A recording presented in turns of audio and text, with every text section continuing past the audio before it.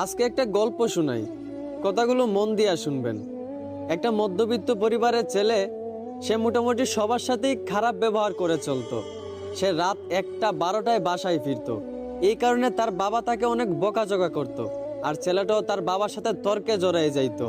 ছেলেটা যখন বন্ধুদের সাথে বাইরে আড্ডা দিত, তখন তার একটা বন্ধুর সাথে সে অনেক খারাপ ব্যবহার করত।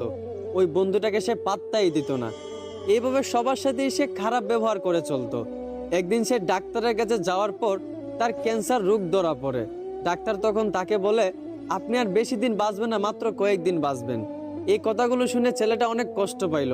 প্রতিদিনের মতোই সে রাত 12টার সময় বাসায় ফিরল। এইটা দেখা তার বাবা প্রতিদিনের মতোই তাকে বকাঝকা করতে লাগলো। কিন্তু অবাক করা বিষয়, প্রতিদিনের মতোই ছেলে তার বাবার সাথে তর্কে না জড়াইয়া তার বাবার গালিগুলা মন ভরে শুনতে লাগলো। আর মনে মনে ভাবতে লাগলো, হয়তো এই বাবার গালিগুলো আর কয়েকদিন পর শুনতে পাবো না। ওইদিকে তার মা ডাকতেছে, নে বাবা ভাতটা খেয়ে নে। অন্যদিন হলে সে তার মায়ের হাতে ভাতটা এত সহজে খাইতো না। কিন্তু আজ অবাক করা বিষয়, তার মায়ের হাত থেকে প্লেটটা এনে প্রাণ ভরে ভাতটা খেয়ে নিল।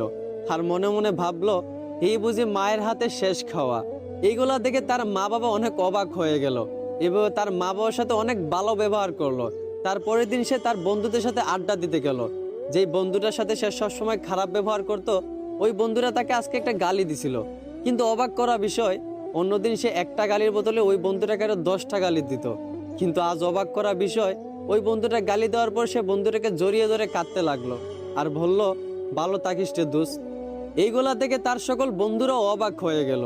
যেই বন্ধুটা কখনো খারাপ ব্যবহার না করে থাকতে পারতো না, সেই বন্ধুটা সবার সাথে হাসি মুখে ভালো ব্যবহার করতেছে। সবাই অনেকটা অবাক হয়ে গেল। ছেলেটা আগের চেয়ে অনেক পরিবর্তন হয়েছে, আগের চেয়ে অনেক ভালো হয়ে গেছে, এখন সবার সাথেই ভালো ব্যবহার করে। এইভাবে মাসখানিক যাওয়ার পর ছেলেটা আবার ডাক্তারের কাছে যায়। ডাক্তারের কাছে যাওয়ার পর ডাক্তারকে জিজ্ঞেস করে, আপনি বলছিলেন আমি হয়তো কয়েকদিন বাঁচবো, কিন্তু প্রায় 1 মাস কেটে গেল। আপনি কি কোনো গ্যারান্টি দিতে পারবেন যে আমি আর কতদিন বাঁচবো? এইটা শুনে ডাক্তার ছেলেটাকে বলতে লাগলো, দেখেন একটা কথা শুনেন, আমি ওই দিন যে আপনাকে বলছিলাম আপনি মাত্র কয়েকদিন বাঁচবেন, এই কথাটা আপনাকে আমি মিথ্যা বলছিলাম। আর মিথ্যা বলার কারণ আপনাকে পরিবর্তন করা। আপনি আগে সবার সাথেই খারাপ ব্যবহার করতেন। আপনার বাবা যদি আপনাকে বকাঝকা করতো, আপনার বাবার সাথেও আপনি তর্কে জড়াই যাইতেন।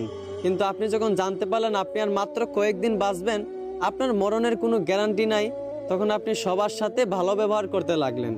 এই বন্ধুটাকে আপনি গালি ছাড়া দিতেন না, সেই বন্ধুটাকেও আজকে আপনি ভালোবাসা দিলেন।